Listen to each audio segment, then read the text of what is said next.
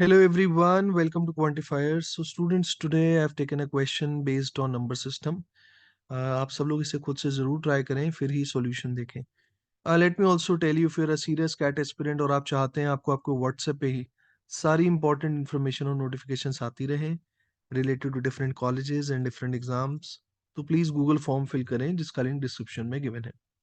इसके अलावा students, we have a Facebook group, WhatsApp group, Telegram group, आप हमें इंस्टा पे भी फॉलो कर सकते हैं. इन सबके लिंक डिस्क्रिप्शन में गिवन है. So here is the question. Please pause the video and give it a try. Okay, students, I hope आप सबने try किया होगा. So in the question it is given, in how many ways can 24 be expressed as a product of three integers? Okay, now how to start such type of questions? पहली चीज तो यार, जब भी integers के बारे में बात हो रही है तो आपको याद रखना है कि नेगेटिव वैल्यूज भी हम ले सकते हैं, राइट? सो अब इंटीजर्स पॉजिटिव भी हो सकते हैं, नेगेटिव भी हो सकते हैं, राइट? अगर हम नेगेटिव इंटीजर्स की बात करें, so we have to take two negative integers, right? क्योंकि प्रोडक्ट हमें पॉजिटिव चाहिए. तो या तो तीनों पॉजिटिव होंगे या दो नेगेटिव और एक पॉजिटिव होगा. सो साइंस के बारे में हम बाद में बात करेंगे, right? We'll just focus on the numerical values, right? ठीक है. तो तीन इंटीजर्स का प्रोडक्ट 24 है. अभी सिर्फ पॉजिटिव की बात करते हैं.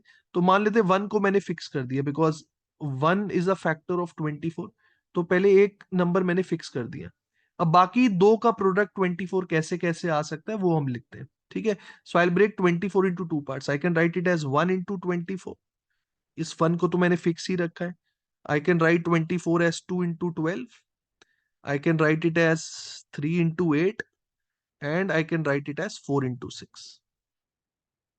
तो जब मैंने वन को फिक्स कर दिया और 24 को दो पार्ट्स में ब्रेक किया, so I can write it in 4 ways. अब ऐसे ही, अब अगर मैं आगे जाऊंगा और वन फिक्स करके फिर अगर मैं 6 इंटू 4 लिखूंगा, so it is same as this earlier case, right? So that is why अब जब वन को हमने फिक्स किया था उसके सारे केसेस हो गए. Now let's take the next factor of 24. Two is a factor of 24. अब मैं टू को फिक्स कर लूंगा. अब मैंने टू को फिक्स कर लिया है. Now I need 24, so that means remaining two का प्रोडक्ट शुड बी 12. ओके. अब मुझे 12 चाहिए बाकी दोनों का product. I cannot take one because we are already done with 1 2 and 12.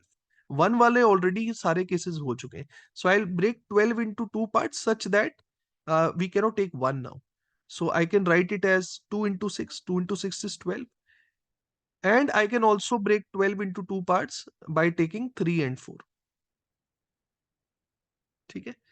Now students, no other case is possible because now if you take 3, अगर आप 3 को फिक्स करेंगे तो बाकी दोनों का प्रोडक्ट 8 होना चाहिए, राइट? अब बाकी दोनों का प्रोडक्ट 8 होना चाहिए, but you cannot take 1 and 2 because we are already done with cases of 1 and 2. So that means no other cases possible, right? तो हमने सारे केसेस लिख लिए. तो यार हमारे पास ये 6 केसेस आ गए जब तीनों पॉजिटिव है. ओके, जब तीनों पॉजिटिव है. Now the point is, two of them can also be negative. दो नेगेटिव और एक पॉजिटिव भी हो सकते हैं. अब ध्यान दे, अगर मैं इस वाले केस की बात करूं, अब मैं उस केस की बात कर रहा हूं जहां मेरे पास दो इंटीजर्स सेम है ना? दो इंटीजर्स सेम है, दो जगह वन आ रहा है. अब यहां पर अगर मुझे दो नेगेटिव करने हैं, सो देर आर टू पॉसिबिलिटीज. या तो मैं दोनों वन को नेगेटिव करूंगा, है ना? या तो मैं दोनों वन को नेगेटिव करूंगा. अदर पॉसिबिलिटी इज कि एक नेगेटिव वन के साथ हो जाए और एक नेगेटिव 24 के साथ हो जाए. So there are to possibilities. तो इसके दो नेगेटिव केसेस भी बनेंगे, राइट? ऐसे ही इसके भी दो नेगेटिव केसेस बनेंगे, क्योंकि हो सकता है दोनों टू नेगेटिव हो जाए या एक टू नेगेटिव हो जाए और 6 नेगेटिव हो जाए. So there are two negative cases for this as well.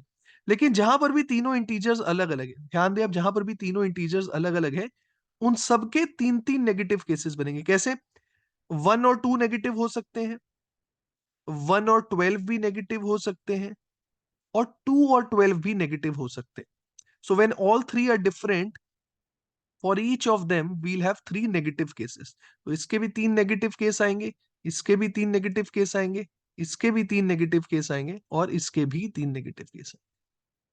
So that's it. We are done with all the cases, right? तो यहाँ पर हमारे पास कितने आ गए थे? 1 2 3 4 5 6, 6 हमारे पास पॉजिटिव आ गए थे, और बाकी 3 6 9 12 16 वी हैव नेगेटिव केसेस। तो टोटल पॉसिबिलिटीज आर 22। तो 22 इज द करेक्ट आंसर। काफी अच्छा क्वेश्चन है यार। तो अगर वीडियो पसंद आई हो प्लीज लाइक करें, अच्छा सा कमेंट करें, दोस्तों के साथ शेयर करें, चैनल सब्सक्राइब नहीं किया तो वो भी कर लेना। Thank you everyone.